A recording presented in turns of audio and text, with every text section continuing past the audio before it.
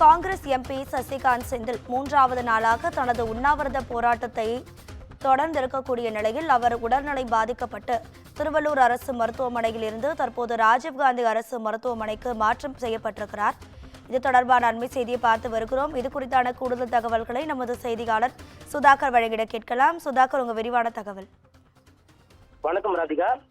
தமிழகத்திற்கு வழங்க வேண்டிய கல்வி நிதியை ஒன்றிய பாஜக அரசு வழங்காததை கண்டித்து காங்கிரஸ் கட்சியினுடைய திருவள்ளூர் நாடாளுமன்ற உறுப்பினர் சசிகாந்த் செந்தில் கால வரையற்ற உண்ணாவிரதம் போராட்டத்தில் கடந்த 3 நாட்களாக ஈடுபட்டு வந்தார்.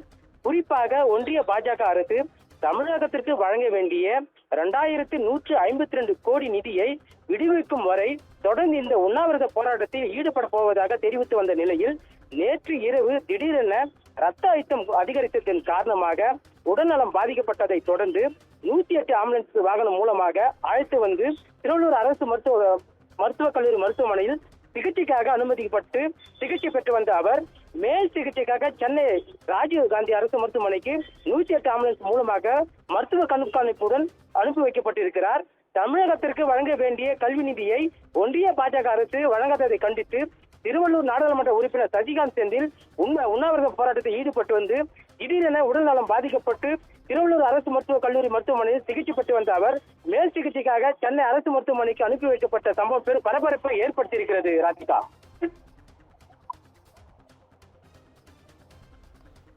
உங்க தகவல்களுக்கு நன்றி சுதாகர்.